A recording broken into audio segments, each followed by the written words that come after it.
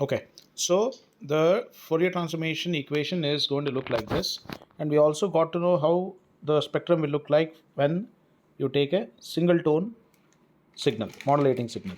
Okay, so this is how the frequency domain representation looks like. So further to it, we can go ahead with the definition of modulation index in a much more detailed way. Okay, so when you have a multi-tone signal, it may look, uh, more complex than a single tone. The waveform that we saw here is for a single tone case. So this waveform, what we've written is a single tone case waveform. So how will the, see this waveform that we wrote here, where is it?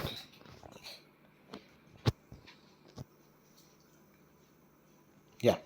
So this waveform is basically for a single tone case. If you see the envelope, that's a sine wave. So when you have a complex signal, the waveform may look maybe something like this. And you can see the carrier wave filled in within this. So the envelope is no more a sine wave, even though it is looking like a sine, but it will not be a sine wave because it's a combination of many tones as such. So it will become a complex signal for us. So in such cases, how do you basically define what is called a modulation index, or it's also called the depth of the modulation. Okay, that is defined as A max minus A min divided by A max plus A min. Let me tell you what is the meaning of A max and A min here. Okay, so when you consider a multi-tone, maybe it may look like this. Just for example, I'm writing it, and you can see the amplitudes of the carrier getting varied in accordance with the amplitude of the modulating signal. So A max is basically this part. And what is A min? If you try to see what is the minimum voltage value, this becomes the minimum voltage value. So this is A max and that is A min. So you have to find those two values and try to find what is modulation index. Okay, that is how you do it. So based on this modulation index, or which is also called the depth of modulation, which is also called the depth of modulation. Okay, so we can define three different varieties of amplitude modulation. Number one, under modulation, if the value of MA is lesser than 1, and critical modulation if the value of MA is equal to 1, and over modulation if the value of MA is greater than 1. So this is what you get as. We'll see how the waveform will look like now. If you see the waveform, these are the three waveforms that we have written for three different cases. And can somebody tell me in which case you see the envelope getting retained without any sort of distortion in the envelope? Obviously, it is in the first case, because if you see the critical and over modulation, you can observe this part of the wave. Okay, just a second. You can observe this part of the wave.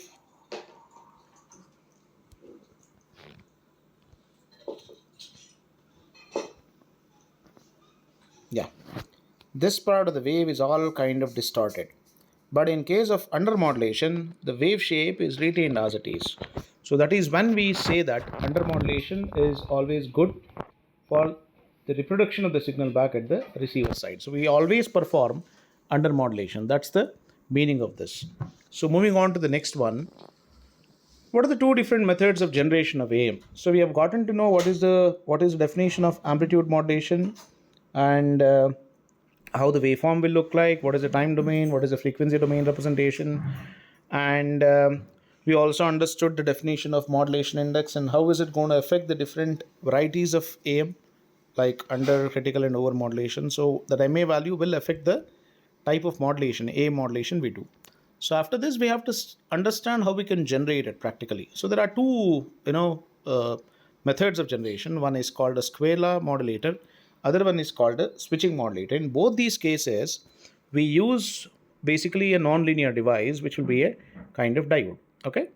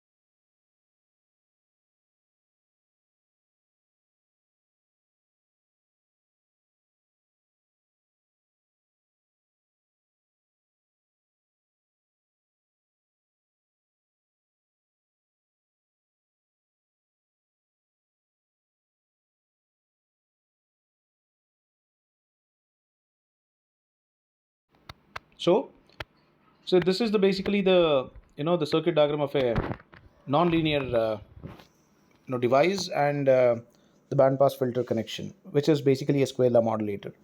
So if we have to basically understand the operation of this, if you have to understand the basic operation of this,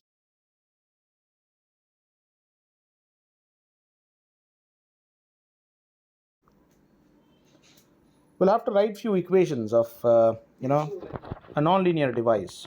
We'll see what is it. Okay, and probably we have that equation here. If you can observe, this is the equation of the non-linear device right here. This is basically the equation of the non-linear device.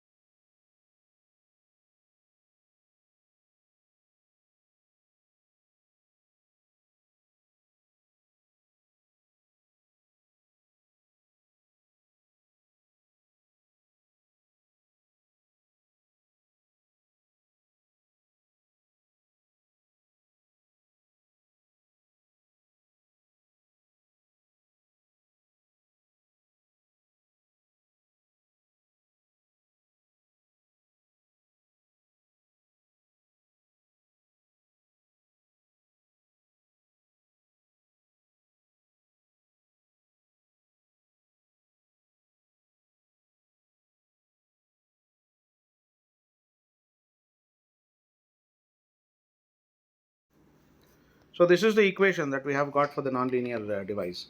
So we'll have to substitute for V1 of t and try to expand it and eliminate all other higher frequency components.